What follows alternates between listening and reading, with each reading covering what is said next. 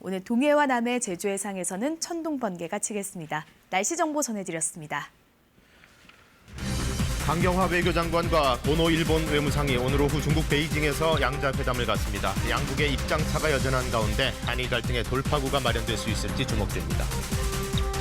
조국 법무장관 후보자의 딸이 고교 재학 중 의학 논문의 제1저자로 이름을 올리고 대학 입학 사정 자료로 논문을 제출한 것으로 드러났습니다. 외고에서 의전원까지 진학 과정도 논란입니다. 폼페이오 미국 국무장관이 잇따른 북한의 미사일 시험 발사에 대해 우려를 표명했습니다. 김정은 위원장을 향해선 협상장으로 나올 것을 촉구했습니다. 범죄인 송환법 반대 시위를 놓고 영국과 중국이 갈등을 빚는 가운데 주 홍콩 영국 총영사관 직원이 실종됐습니다. 영국 외교부는 중국에 체포됐을 것을 우려했지만 중국 측은 알지 못한다고 밝혔습니다.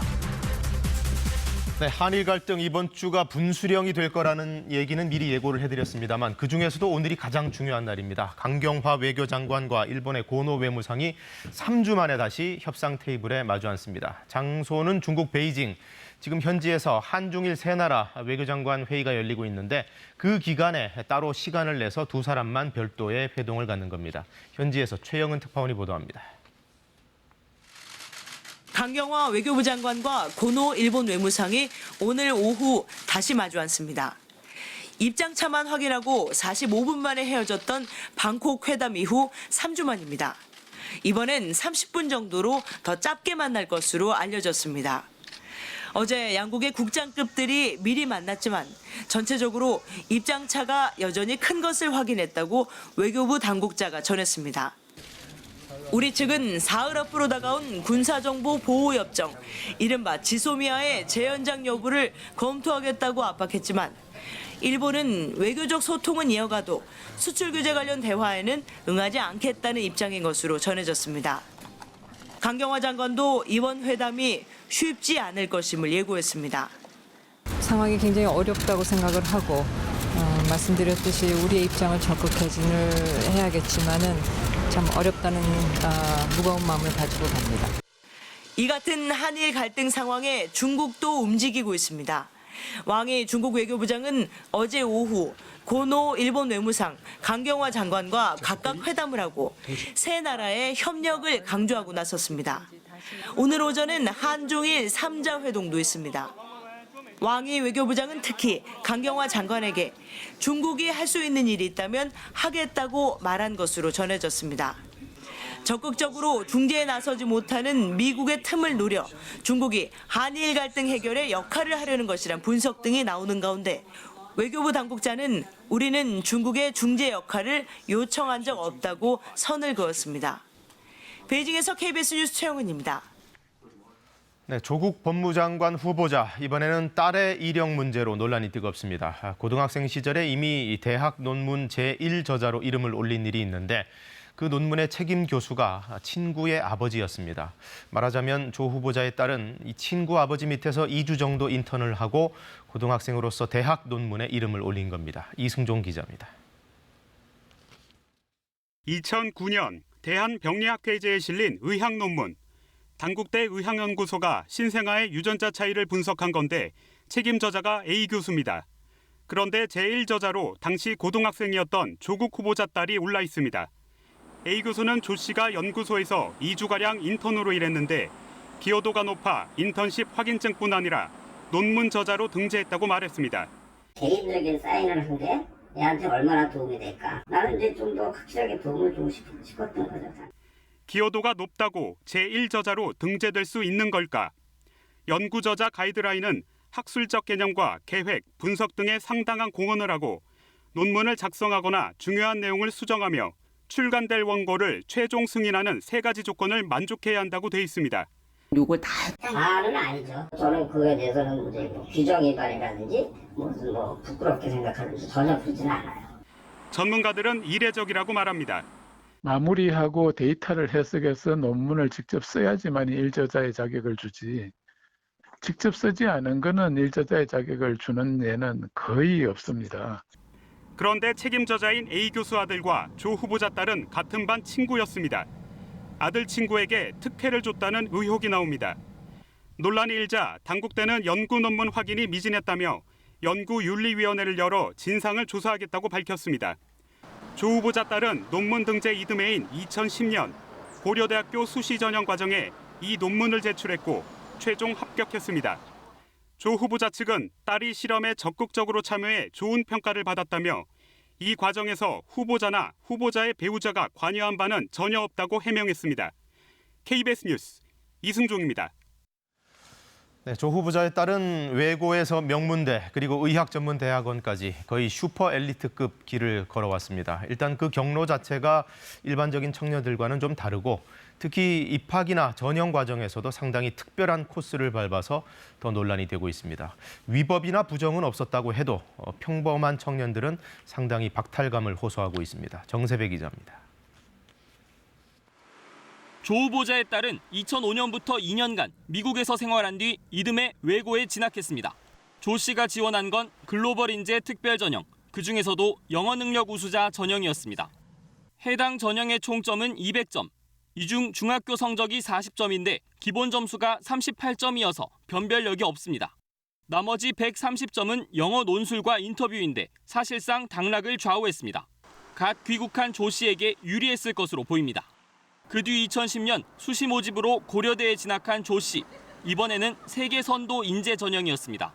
3배수를 뽑는 1단계는 영어 성적과 학생부 전형. 논란이 된 의학 논문 실적이 이 학생부 전형에 반영됐습니다. 2단계는 면접이 추가되는데 대다수 학생들이 치르는 수능 성적은 필요 없는 전형입니다. 이후 2015년 부산대 의전원에 진학한 조 씨. 의전원 입학을 위해 반드시 필요한 의학교육 입문검사, 미트 성적은 제출 대상이긴 했지만 정작 평가 대상은 아니었습니다. 대학 성적과 영어, 면접이 평가 과목입니다. 공교롭게도 조 씨는 대학원 입시까지 통상적인 시험을 치르지 않은 겁니다. 불법은 없었다지만 바라보는 시선은 곱지 않습니다. 출발선에 같은 거라고 생각을 하고 있는데 이제 그거를 이제 무너뜨리거나 아니면은 남들보다 어떻게라도 좀 앞서서 이렇게 한다거나 그거에 대해서 이제 조금 배신감이 들고 분노도 안 느껴질 만큼 되게 박탈감이 크게 들었던 것 같아요. 부정 입학은 아니라는 조 후보자 측의 해명에도 논란은 쉽게 가라앉지 않을 것으로 보입니다. KBS 뉴스 정세배입니다. 네, 여야는 또 첨예하게 대립하기 시작했습니다. 야당은 조 후보자의 사퇴를 요구하며 총공세에 나섰고 여당은 불순한 공격이라고 방패를 쳤습니다. 조 후보자 본인은 정면 돌파 의지를 드러냈는데요. 이례적으로 청문회도 하기 전에 자신의 정책 구상을 밝히는 기자회견을 열기도 했습니다. 강나루 기자입니다. 청문회 준비단에 나온 조국 후보자, 정책 발표를 자청했습니다. 우리 가족, 우리 이웃이 범죄로부터 안전하게 하루하루를 마음 놓고 생활할 수 있는 그런 사회를 만들고자 하는. 그러나 쏟아지는 의혹에 대해선 말을 아꼈습니다. 상세한 경위, 배경 등 실질적 진실은 국회 청문회에서 성실히 답하겠습니다. 청문회를 앞두고 조국 TF까지 만든 한국당은 조국 후보가 과거에 말해온 기준이라며 사퇴는 당연하다고 주장했습니다. 남에게는 가혹한 잣대를 들이대면서 정작 본인과 주변에는 한없이 관대한 그 이중성, 그 모순. 과거 글이 부메랑처럼 돌아왔다며 지명을 철회해야 한다고도 했습니다. 내로남불이 체질화된 위선적인 인물이 법무부 장관을 맡는다면 누가 이 나라의 법무행정을 신뢰할 수 있겠습니까? 민주당은 사법개혁 상징인 조 후보자의 이미지를 실추하려는 불순한 의도라고 했습니다. 그러면서 청문회를 빨리 열어 해명을 듣자고 했습니다. 후보자의 사법개혁에 대한 의지와 법무부 수장으로서의 비전을 검증하는 자리이지 가족 청문회 신상 털기회가 아닙니다. 하지만 여당 내에서도 난감한 기색이 역력합니다. 민주당의 한 의원은 법적 문제는 없다면서도 국민정서법에 어긋나는 게 아니냐는 우려가 있다고 전했습니다. 청와대는 청문회를 통해 도덕성과 정책을 종합적으로 검증하는 게 바람직하다고 밝혔습니다. KBS 뉴스 강나루입니다. 폼페오 미 국무장관이 최근 북한의 미사일 시험 발사에 우려를 나타냈습니다. 김정은 위원장을 향해서는 협상장에 나오라고 촉구했는데 협상 과정에는 많은 장애가 있을 것이라는 점도 시사했습니다. 워싱턴 서지영 특파원입니다. 북한의 최근 잇따른 미사일 발사에 대해 폼페이오 미 국무장관이 우려를 표명했습니다. CBS 방송과의 인터뷰에서 북한의 발사체를 탄도미사일로 명확히 규정하며 추가 도발이 없기를 바란다고 강조했습니다. 유엔 대북제재 결의는 모든 종류의 탄도미사일 발사를 금지하고 있습니다. 북미 실무협상 재개를 앞두고 북한의 미사일을 탄도미사일로 규정하며 강경한 입장을 보인 겁니다. 그러면서 김정은 위원장이 협상장으로 나와 더 좋은 결과를 얻기를 바란다며 협상 재개를 촉구했습니다. 이것이 북한 주민은 물론 세계에 더 좋은 일이라고 강조하면서도 트럼프 대통령의 초점은 정확히 미국인의 안전에 맞춰져 있다고 밝혔습니다. 폼페이오 장관은 이어 기대만큼 북미 협상이 빨리 시작되지 못했다면서 가는 길이 순탄치 않을 것을 잘 알고 있다고 말했습니다. 창의적인 해법으로 협상에는 임하겠지만 북한 비핵화라는 원칙은 훼손하지 않겠다는 뜻으로 해석됩니다. 이런 가운데 한때 러시아 대사 후보로 거론됐던 스티븐 비건 대북 특별대표는 북미 실무 협상을 계속 맡게 될 것으로 보입니다. 트럼프 대통령은 존 설리번 미 국무부 부장관을 러시아 대사로 임명할 뜻을 내비쳤습니다. John Sullivan, your choice for U.S. ambassador? Somebody that's being put up and respected very much to Russia. Yes, sir. Yeah, very respected. 폼페이오 장관은 스티브 비건 대북 특별대표가 현재 방한 중이라는 점도 언급했습니다.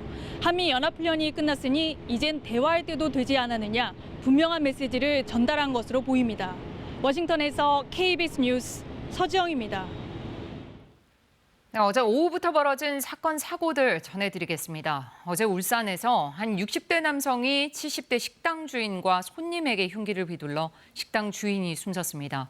경남 거제 한 조선소에서는 도색 작업을 하던 근로자 5명이 어지럼증을 호소해 병원으로 옮겨졌습니다. 오대성 기자입니다. 울산 중구의 한 식당. 어제 오후 5시쯤 한 60대 남성이 평소 알고 지내던 70대 식당 주인과 40대 손님을 향해 흉기를 휘둘렀습니다.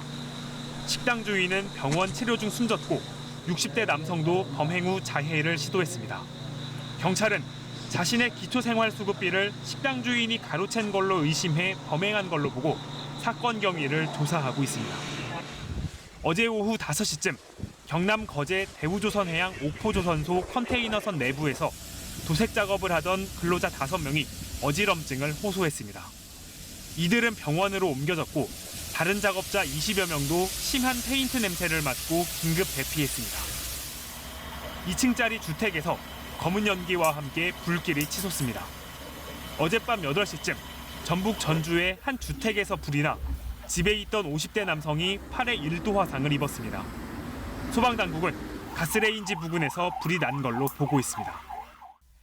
어젯밤 9시쯤엔 울산 북구의 한 교차로에서 택배 차량과 자동차 탁송 차량, 승용차 등 모두 8대의 차가 잇따라 부딪혔습니다. 이 사고로 택배 차량 운전자가 크게 다치고 승용차 운전자 등 5명이 다쳤습니다. 어젯밤 9시쯤 경기도 하남 팔당대교 부근 도로에서 5톤짜리 굴절 사다리 트럭에 불이 났습니다. 운전자가 재빨리 대피해 다친 사람은 없지만 2천여만 원의 재산 피해가 났습니다. 소방당국은 트럭 앞바퀴에 과열로 불이 난 걸로 보고 화재 경위를 조사할 예정입니다. KBS 뉴스 오대성입니다. 얼마 전 제주에서 한 운전자가 무차별 보복 폭행을 해서 공분이 일었었는데 알고 보니 창원에서도 비슷한 일이 있었습니다. 뒤에서 경적을 울렸다는 이유로 한 남성이 여성 운전자를 코뼈가 부러질 정도로 때렸는데 이 폭행도 폭행이지만 경찰 대응은 더 문제였습니다. 이영관 기자가 취재했습니다. 신호 대기 중이던 승용차 앞을 오토바이 한 대가 가로막습니다. 한 남성이 다가와 차 창문 사이로 다짜고짜 주먹을 휘두릅니다. 29살 여성 운전자는 코뼈가 부러지는 등 전치사주에 상해를 입었습니다. 욕을 하면서 창문을 열어달라길래 저는 이제 창문을 열어줬고요. 뒤에서 차에 얼마나 집중적으로 때렸거든요. 얼마나 집중적으로 때리다 보니까. 지난달 26일 밤 경남 창원의 도심 사거리에서 벌어진 일입니다. 신호가 바뀌어도 출발하지 않는 오토바이를 향해 경적을 2-3차례 울렸다가 봉변을 당한 겁니다. 오토바이를 탄 두 남성은 피해자 차에 침을 뱉고 분이 덜 풀렸는지 다음 신호등까지 따라와 8분여 동안 마구 주먹을 휘둘렀습니다. 그리고는 오토바이 번호판을 모자로 가린 채 유유히 달아났습니다. 당시 인근 운전자 신고로 순찰차가 출동했지만 가해자들 오토바이를 놓쳤습니다. 답답해진 피해자가 블랙박스에 담긴 피해 영상을 직접 SNS에 올려 네티즌의 도움으로 신원을 파악했습니다. 다음날 피해 여성이 가해자 신원을 알아냈다며 경찰에 6차례나 신고 전화를 했지만 경찰은 관할이 아니라며 즉각 출동하지 않았습니다. 결국 피해자가 112 민원센터에 신고한 뒤에야 경찰이 출동해 가해자 36살 안모 씨를 붙잡았습니다. 우리가 최대한 더 한다고 했는데 조금 끌어간 이런 부분이 있는 것 같습니다. 그 부분은 참 제가 말씀드리기가 좀 그렇습니다. 경남지방경찰청은 경찰 대응에 문제가 있었는지 감찰을 진행해 엄정 조치하겠다고 밝혔습니다. KBS 뉴스 이형관입니다. 홍콩 시위를 놓고 국제사회와 중국이 미묘한 긴장 관계를 보이고 있는 가운데 홍콩 주재 영국 총영사관의 직원이 실종되는 사건이 벌어졌습니다. 특히 중국 출장을 떠난다고 길을 나섰다가 돌아오지 못했기 때문에 어딘가에서 납치된 건 아닌지, 특히 중국이 그런 건 아닌지 영국 정부 쪽에서는 의심을 하고 있습니다. 하송연 기자가 보도합니다. 주 홍콩 영국 총영사관 직원 사이먼 정 씨가 이달 8일 중국 선전으로 출장을 갔다 돌아오지 않고 있습니다. 정 씨의 여자친구는 고속철을 타고 홍콩 경계를 통과한다던 정 씨와 갑자기 연락이 끊겼고 나를 위해 기도해달라는 문자를 마지막으로 받았다고 전했습니다. 정 씨의 가족은 정 씨가 홍콩 내 고속철역인 웨스트 카오룽역에서 중국 공안에 억류된 것으로 보고 있습니다. 하지만 선전공안처는 8일과 9일 사이 웨스트 카오룽역에서 누군가 체포된 기록은 없다고 밝혔습니다. And so far, the Hong Kong Police Force does not receive any notification from the mainland authority.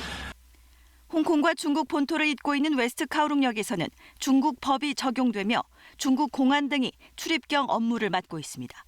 영국 가디언은 최근 중국 공안이 선전해온 홍콩인의 휴대전화에서 시위 관련 사진이나 영상을 발견하면 구금하기도 한다고 보도했습니다. 홍콩의 한 의원은 중국에 갔다가 실종된 홍콩인이 정 씨뿐 아니라 여러 명이라고 주장했습니다. That is not the single case, and I received several Hong Kong residents asking for my help. 영국 외교부는 정 씨 실종 보도에 극히 우려하고 있으며 홍콩 경찰 등에 관련 자료를 요청했다고 밝혔습니다. 중국 외교부는 관련 상황에 대해 알지 못한다는 입장을 내놨습니다.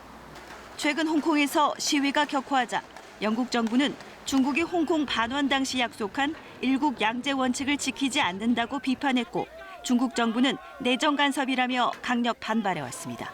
KBS 뉴스 하송연입니다. 수입 차량의 배출가스 조작이 또 적발됐습니다. 아우디가 이번에도 이름을 올렸고 포르쉐까지 모두 8종의 경유 차량에서 요소수를 이용한 조작 사실이 드러났습니다. 김소영 기자입니다. 국내에 수입 판매된 아우디 A6 차량입니다. 디젤 차량에서 나오는 질소 산화물을 줄이기 위해 요소수를 사용합니다. 환경당국 실험 결과 시속 100km 이상 고속 주행할 때 요소수 분사량의 차이가 나타났습니다. 요소수가 부족해지면 분사량이 덜 나오게 차량이 조작돼 있었던 겁니다. 이렇게 되면 디젤 엔진에서 나오는 질소 산화물이 평소보다 10배 이상 급증했습니다. 고속도로를 운행하는 경우에 요소수 분사량을 감소시키는 불법 조작 프로그램이 설정되어 있었습니다. 새로운 방식의 불법 조작입니다.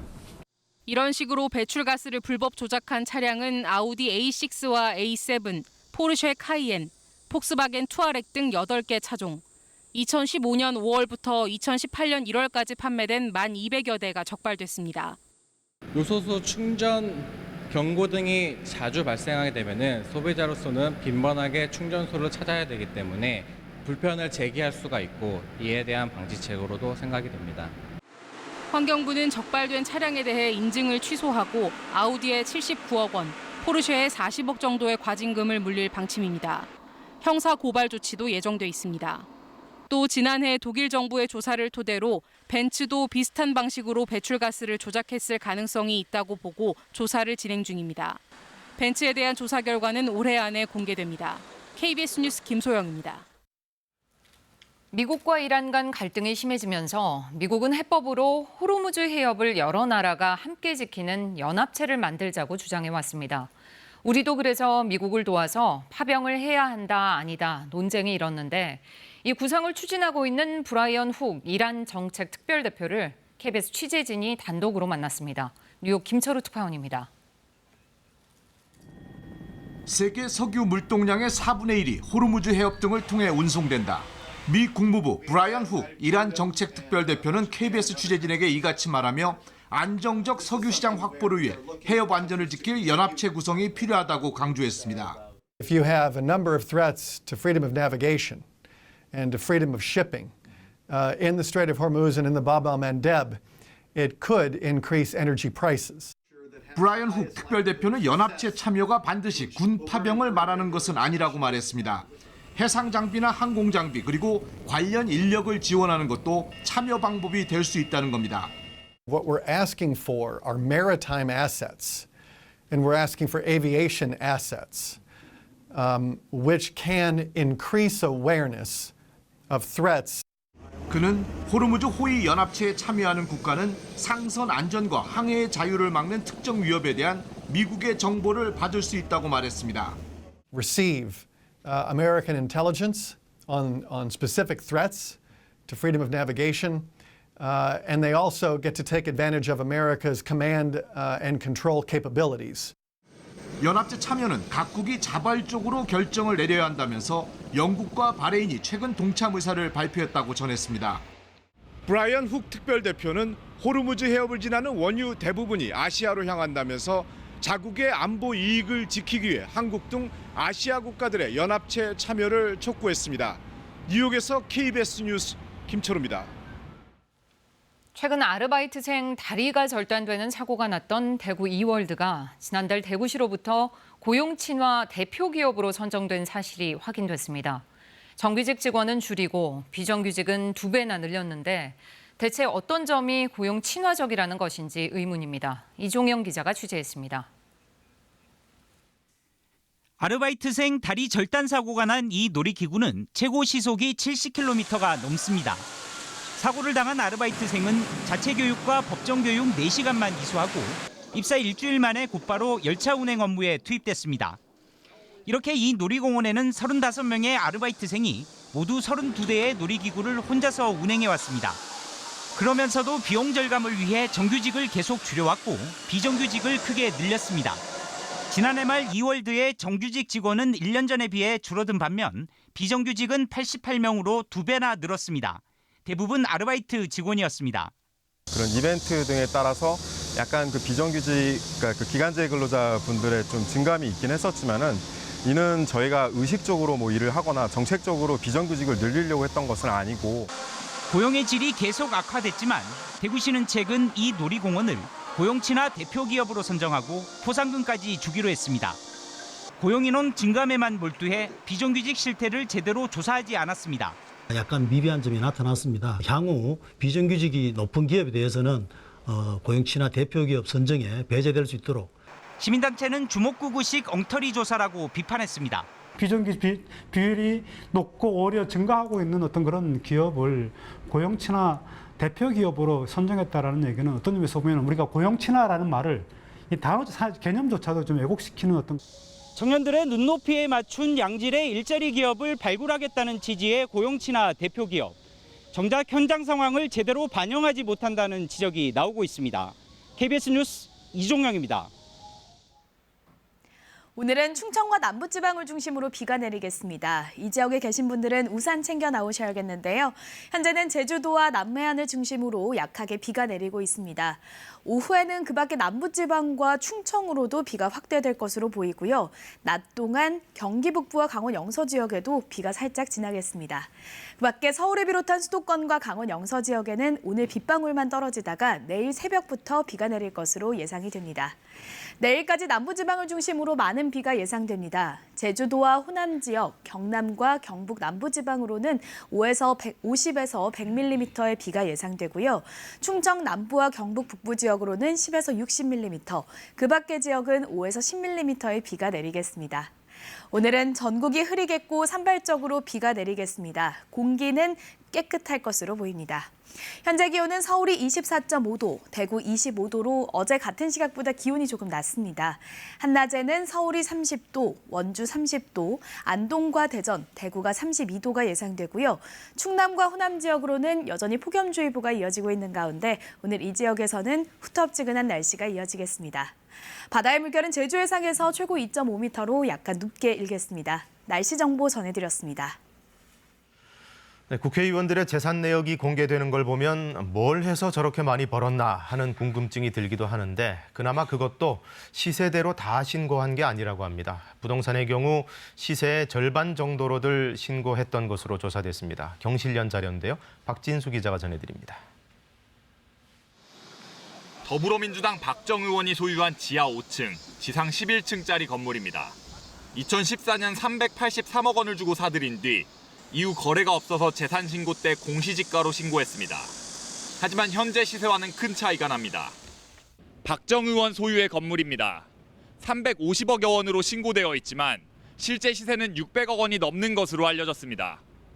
박 의원이 신고한 공시지가에 비해 시세는 250억 원이 더 비쌉니다.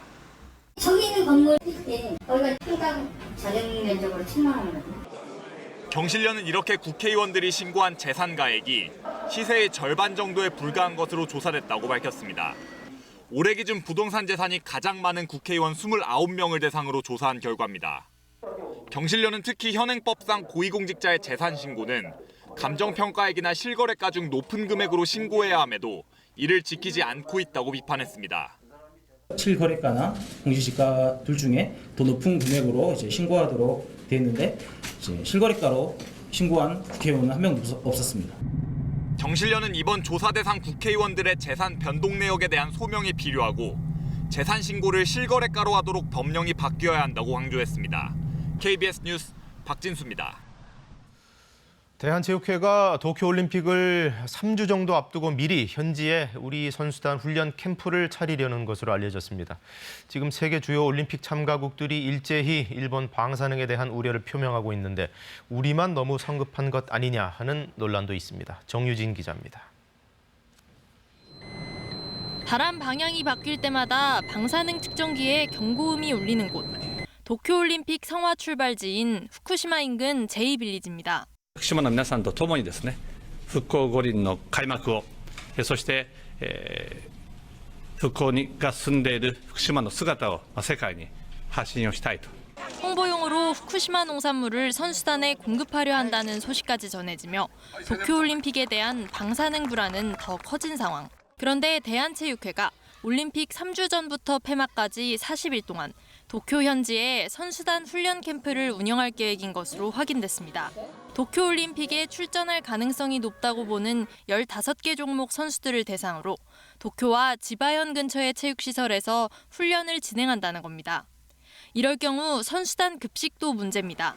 대한체육회가 국산 식자재를 공수한 자체 급식지원센터를 운영하기로 계획한 건 올림픽 일주일 전. 훈련 캠프는 그보다 2주 앞서 문을 열기 때문에 자체 급식에 공백기가 생기는 겁니다. 여당은 이런 이유로 대한체육회에 현지 훈련 캠프 운영을 재검토해달라는 입장을 전했습니다. 방사능으로부터 일본이 안전하지 않다면 굳이 우리나라가 시차도 없는데 굳이 현지 훈련을 할 필요가 있을까요? 실제로 지카 바이러스 우려가 있던 리우 올림픽과 지리적으로 가까웠던 베이징 올림픽 때에는 현지 훈련 캠프가 운영되지 않았습니다. 대한체육회는 일본에서 열리는 도쿄올림픽 단장회의에서 방사능 안전과 식자재 공급 문제 점검을 공식 요청했습니다. KBS 뉴스 정유진입니다. 브라질에서 새벽 출근길에 버스 인질극이 벌어졌습니다. 20대 남성이 시내버스를 납치해 승객 등 37명을 인질로 잡고 경찰과 대치를 했는데요. 경찰이 쏜 총에 범인이 숨지면서 승객들은 4시간 만에 무사히 구조될 수 있었습니다. 상파울루에서 이재원 특파원이 전해왔습니다. 브라질 시내버스 한 대가 다리 한가운데 멈춰서 있습니다. 한 남성이 총기를 겨누고 버스를 세운 뒤 운전사와 승객 등 37명을 인질로 삼고 경찰과 대치하고 있는 겁니다.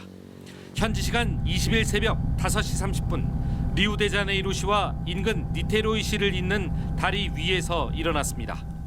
범인은 휘발유가 든 플라스틱 병을 버스 곳곳에 매달고 버스를 불태우겠다며 승객들을 위협했습니다. 불을 붙인 물건을 차 밖으로 던지기도 했습니다. 범인은 대치 과정에 승객 6명을 풀어줬지만 간간히 총성이 울리며 긴장감이 고조되기도 했습니다. Os barulhos agora, Fachal e Priscila, um barulho muito comemorando esse tiroteio, mas a gente não sabe o que aconteceu até o momento. Não está confirmado. 경찰은 범인이 한 명뿐이라는 사실을 확인하고 버스 밖으로 나와 소리를 지르던 범인을 사살했습니다. 범행 약 4시간 만에 승객들은 모두 구조됐습니다. 경찰은 범인이 20살의 윌리엄이라는 청년으로 장난감 총과 흉기 등을 들고 범행을 저질렀다고 밝혔습니다. Primeira preocupação nossa é salvar os reféns. É rapidamente solucionar o problema. 하지만 범행 동기는 밝혀지지 않았습니다. 올 들어 지난 4월까지 리우시에서 일어난 버스 강도는 3,800여 건으로 지난해보다 40% 증가했다고 현지 언론이 보도하기도 했습니다. 상파울루에서 KBS 뉴스 이재환입니다. 스페인의 수도 마드리드의 한 호수에서 국제 앰네스티 활동가들이 기습 시위를 벌였습니다. 10여 척의 고무보트에 나눠 타고 항구를 열라는 피켓을 들었는데요. 현재 지중해에서는 아프리카 난민들이 탄 선박이 20일 가까이 발이 묶여 있는데 생존이 위태로운 상황입니다. 15명은 바다로 뛰어들었다가 구조됐고 배 안에는 88명이 남아 있습니다. 배에서 가장 가까운 이탈리아는 입항을 거부했고 스페인은 허락하겠다고 했지만 너무 멀어서 이동이 쉽지 않은 상황입니다. 낡은 차들이 부서질 때까지 서로 들이받다가 끝까지 달리는 차가 우승하는 경기, 이른바 자동차 부수기 경기입니다. 미국 몬태나주에서 열린 자동차 부수기 경기에서 30대 여성이 숨지고 1살 아기를 포함해 7명이 다쳤습니다. 다른 차와 충돌한 차가 관람객들이 둘러선 울타리를 들이받으면서 사상자가 발생했는데 사고가 났는데도 경기는 계속됐습니다. 자동차 부수기 경기는 2차 세계대전 무렵 시작됐는데 아직도 미국 전역에서 인기를 끌고 있습니다. 15세기 후반 잉카 제국 말기에 왕족으로 추정되는 소녀의 미라가 미국에서 볼리비아로 송환됐습니다. 머리는 최근 묶은 것처럼 단정하고 옷은 라마나 알파카 털로 만든 것으로 보이는데요. 손가락 사이에 깃털이 그대로 꽂혀 있을 정도로 보존 상태가 좋았습니다. 8살 정도로 추정되는 미라는 1890년 미국 외교관의 아들이 발견했고 미시간 대학에 기증됐다가 129년 만에 고국으로 돌아왔습니다. 볼리비아는 불법적으로 탈취된 국가적 유물을 환수하는 작업을 벌이고 있는데 미라를 되찾은 것은 이번이 처음입니다. 지금 세계는입니다. 서울 사대문 가운데 유일하게 모습이 남아있지 않았던 곳이 돈의문입니다. 이번에 104년 만에 원형에 가깝게 복원이 됐다는데요. 증강현실 같은 최첨단 기술이 동원됐다고 합니다. 이수민 기자가 보여드립니다. 숭례문, 흥인지문, 숙정문과 함께 서울 사대문 중 하나인 돈의문. 서쪽에 있어 예전부터 서대문으로도 불렸습니다. 1915년 일제가 전차 궤도를 놓는다며 경매에 붙인 뒤 철거했습니다. 그때 매각 금액은 200만 원이에요. 현재 가치로 환산을 해도. 이건 그냥 버린 거고 멸실한 거지. 이후 돈의문은 사대문 중 유일하게 복원되지 않았습니다. 이곳은 1915년까지 돈의문이 있던 정동 사거리입니다. 이처럼 지나다니는 차가 많고 땅값 보상 문제 때문에 실물 그대로 복원하려던 계획은 좌절됐습니다. 서울시와 문화재청은 실물 대신 디지털 기술을 이용해 옛 돈의문을 104년 만에 복원했습니다. 남아있는 사진과 사료, 건축 시기가 비슷한 창의문과 수원 화성의 화서문 등을 토대로 웅장했던 모습을 재현했습니다. 55인치 대형 화면을 통해 증강현실 기술로 실제 다시 세워진 것처럼 돈의문을 감상할 수 있습니다. 서대문 같은 경우에는 그게 없어서 잘 모를 텐데 이렇게 눈으로 직접 볼 수 있게 돼서 교육에도 효과가 있을 거라고 생각합니다. 근처에 오면 전용 앱을 통해 스마트폰으로도 돈의문을 볼 수 있습니다. 잊혀진 역사를 우리가 직접 보고 또 체험할 수 있게 하는 스마트 관광의 새로운 콘텐츠라고 생각합니다. 서울시는 한양도성 구간 전체를 가상현실 기술로 체험할 수 있는 콘텐츠도 개발할 예정입니다. KBS 뉴스 이수민입니다. 네, 올해 100살이 된 우리나라 1세대 철학자 김형석 연세대 명예교수가 새로운 수필집으로 독자들을 찾아왔습니다. 100년을 살아온 석학이 이 시대에 말하고 싶은 얘기는 뭘까요? 문화부 김석 팀장이 만나봤습니다. 아무 도움 없이 혼자서 대중교통을 이용하고 수영과 산책, 규칙적인 식사로 건강을 관리합니다. 1920년에 태어나 올해로 100세. 지금도 한 해 150회가 넘는 강연을 거뜬하게 해내는 원로 철학자 김형석 교수입니다.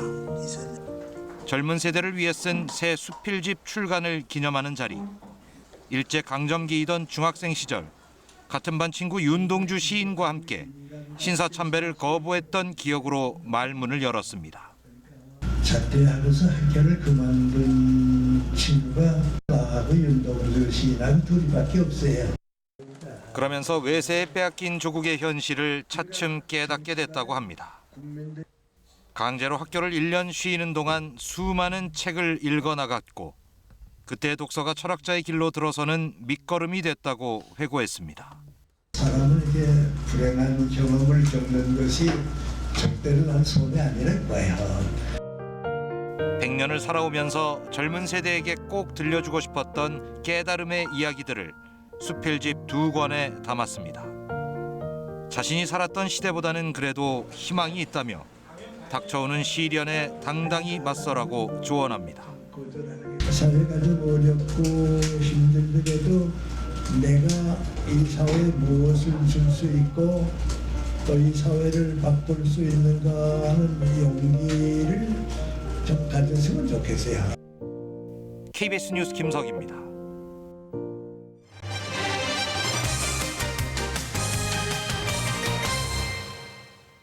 수도권 뉴스입니다. 일부 화물차 기사들이 계약 해지 등에 반대하며 홈플러스 물류센터를 나흘째 점거하고 있습니다.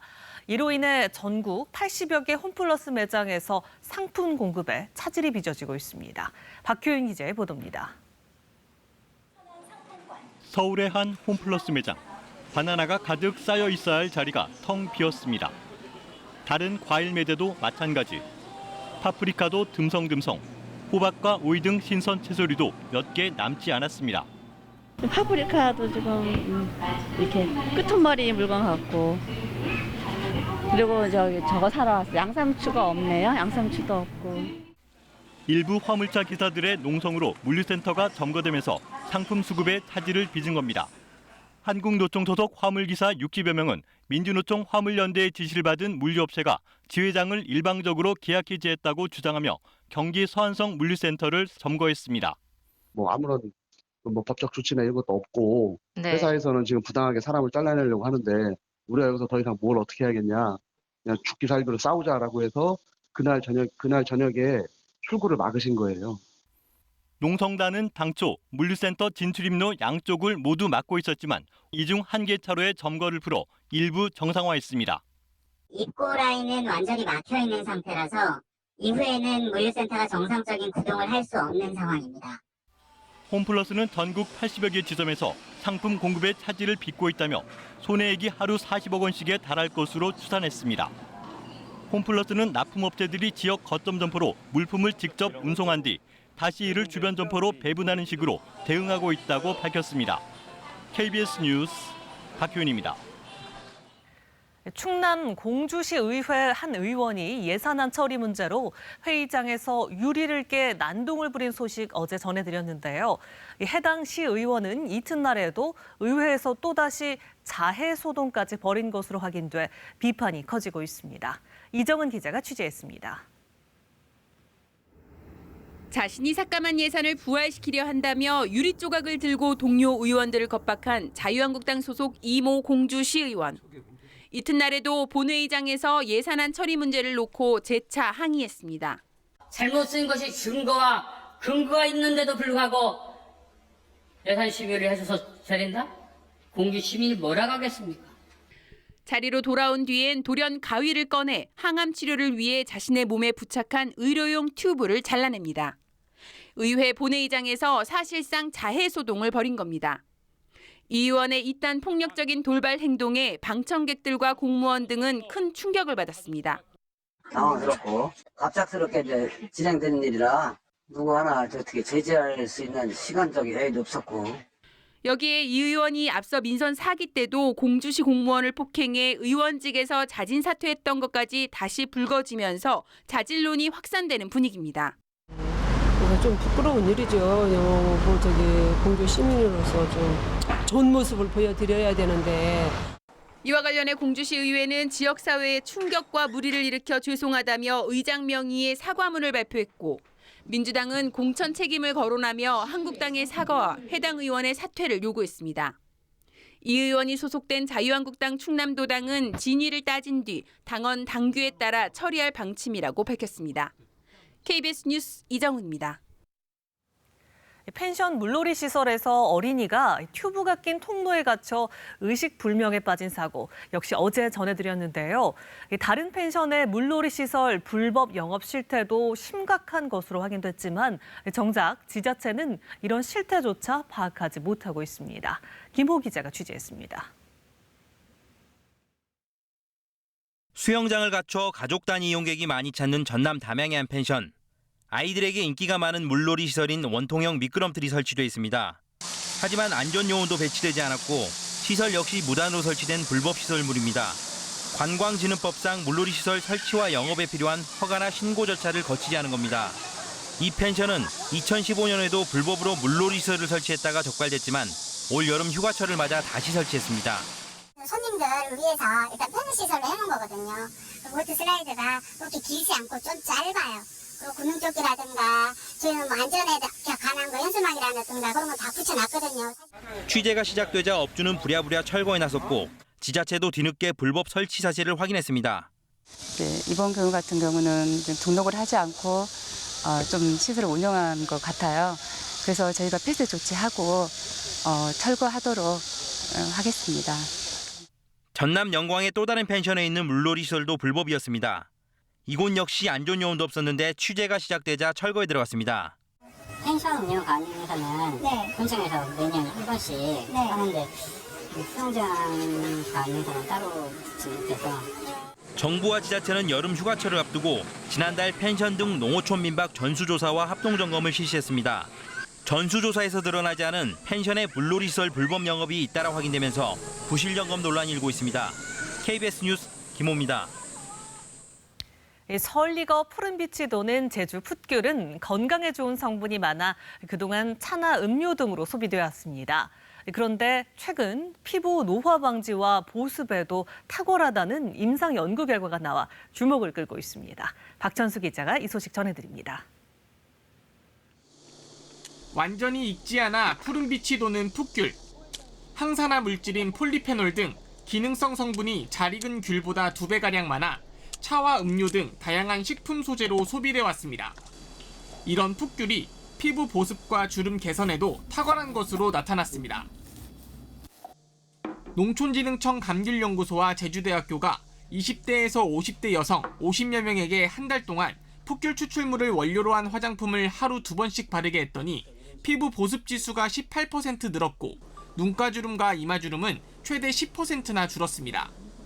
제가 건성이라 평소에 속당김을 많이 느끼는데 이 제품을 써본 결과 속당김이 많이 줄어들었고 피부가 편안해진 느낌을 받았습니다. 피부 자극 시험에서도 문제 없는 것으로 판정됐습니다. 농촌진흥청은 연구 결과를 특허 출원해 내년까지 풋귤 원료 화장품을 시중에 판매하기로 했습니다. 기능성 성분을 이용하기 위해서 이제 출하가 되고 있는 풋귤에 대한 소비자들 욕구가 증가를 하게 되고 이는 아마 농가 소득에 많은 도움이 될 것이라고 생각하고 있습니다. 한때 감귤 과잉 생산을 막는다며 열매 속기로 버려진 풋귤. 건강뿐만 아니라 미용에도 주목을 받으며 경쟁력 있는 상품으로 자리매김하고 있습니다. KBS 뉴스 박천수입니다. 이 시각 현재 출근길 교통 상황 알아보겠습니다. 서울경찰청입니다. 안녕하십니까. 수요일 아침 교통정보입니다. 오늘 아침 출근길 전반적으로 소통 원활한 모습인데요. 여유로운 마음으로 오늘도 안전운전, 준법운전 하시기 바랍니다. 경부고속도로 외곽 방향 한남 IC부터 반포 IC까지와 반대 도심 방향 양재 IC에서 반포 IC 사이 지체와 정체며 북부 관선도로 종암 방향 묵동 IC부터 원릉분기점 사이 양방향 더딘 흐름 보이고 있습니다. 평소 밀리는 강남대로는 신호대기 잠시 받는 것 외에는 양방향 비교적 수월한 모습이며 반포대로 반포대교 남단부터 서울 성모병원 사거리 사이 드문드문 짧은 정체 보이고 있습니다. 현충로 한강대교 남단에서 중앙대 앞 삼거리 사이 정체꼬리가 서서히 보이기 시작합니다. 이어서 교통통제 및 혼잡 예상 정보입니다. 국민연금공단 충정로 사옥 앞에서 오후 3시부터 저녁 7시까지 집회 후 마포대교 방향으로 3개 차로를 이용한 행진이 있을 예정이며 올림픽대로 김포 방향 여의교에서 서울교 사이 오전 10시부터 오후 4시까지 진입램프 설치 공사로 1개 차로가 부분 통제될 예정입니다. 교통정보였습니다.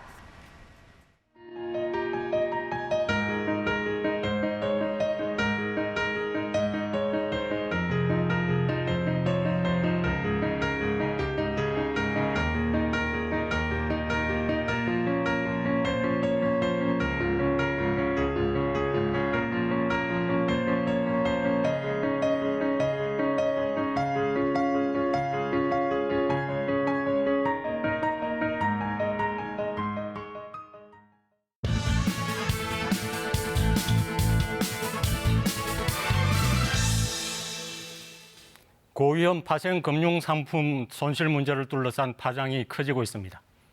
해외 금리 연계 파생 상품에 투자한 수천 명이 대규모 원금 손실 위기에 처하면서 파생 상품의 민낯이 드러난 것입니다. 책임 문제와 함께 유사 상품에 대한 불안감도 커지고 있습니다. 금융감독원이 뒤늦게 합동검사에 나섰지만 세계적인 경기 위축에 따라 추가 손실도 불가피한 상황입니다.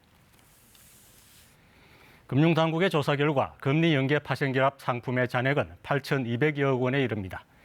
이들 펀드의 손실률은 56%에서 95%에 이릅니다. 독일 국채 연동 상품은 투자 원금 전액을 날릴 가능성이 커졌습니다. 은행들은 선진국 국채에 투자하는 안전한 상품으로 연 4, 5%의 수익을 올릴 수 있다고 설명하면서도 손실 부분은 충분히 알리지 않았다는 것이 고객들의 입장입니다. 국채 자체에 투자하는 것이 아니라 국채 금리의 변동률에 투자하는 것으로 변동률의 최고 200배 이상의 손실을 볼 수 있는 구조입니다.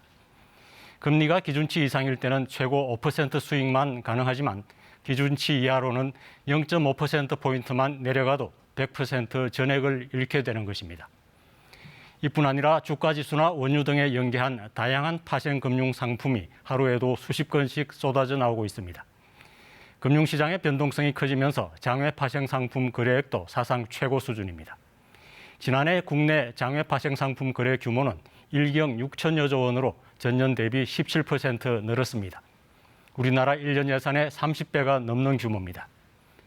지난 2008년 세계 금융 위기와 이른바 키코 사태도 파생 상품이 몰고 온 부작용이었습니다. 이번 파생 상품의 투자자는 고액 자산가도 있지만 퇴직금을 비롯한 일시적인 여유 자금이 생긴 서민들도 많습니다. 은행을 믿고 0.1%라도 높은 이자를 찾는 고객들의 심리를 이용한다는 비판에서 자유롭지 못할 것입니다. 은행원조차도 제대로 구조를 모르는 경우도 있었고 당국은 사태를 방치했습니다. 이제라도 고위험 금융상품 전반에 대한 재점검과 규제를 강화해야 할 것입니다. 뉴스 SL이었습니다. 네, 오늘은 충청과 남부지방을 중심으로 비가 내리겠습니다. 현재 제주도와 남해안 지역에 비가 내리고 있는데요. 오늘 이 지역에는 비가 종일 내리기보다는 국지적으로 산발적으로 비가 내릴 것으로 예상이 됩니다. 오후에는 충청과 남부지방으로 비가 확대가 되겠고요. 낮 동안 경기 북부와 강원 영서 북부 지역에도 비가 살짝 지나겠습니다. 서울을 비롯한 수도권과 강원 영서 지역은 오늘 빗방울이 떨어지다가 내일 새벽부터 비가 내리기 시작하겠습니다. 내일까지 남부지방을 중심으로 많은 양의 비가 집중될 것으로 보입니다. 제주도와 호남 지역, 경남과 경북 남부 지역으로는 50에서 150mm 이상, 충청 남부와 경북 북부 지역으로는 10에서 60mm, 그 밖의 지역으로는 5에서 10mm의 비가 예상됩니다. 오늘은 전국이 흐리겠고 산발적으로 비가 내리겠습니다. 미세먼지 농도는 보통에서 좋음 수준을 보이겠습니다. 현재 기온은 어제 같은 시각보다 조금 낮습니다. 안동은 21.9도에 머물러 있는데요. 한낮에는 서울이 30도, 청주와 전주가 31도, 대구는 32도까지 오르면서 후텁지근하겠습니다. 날씨 정보 전해드렸습니다. 네, 뉴스광장 오늘 순서 마치겠습니다. 시청해주신 여러분 고맙습니다.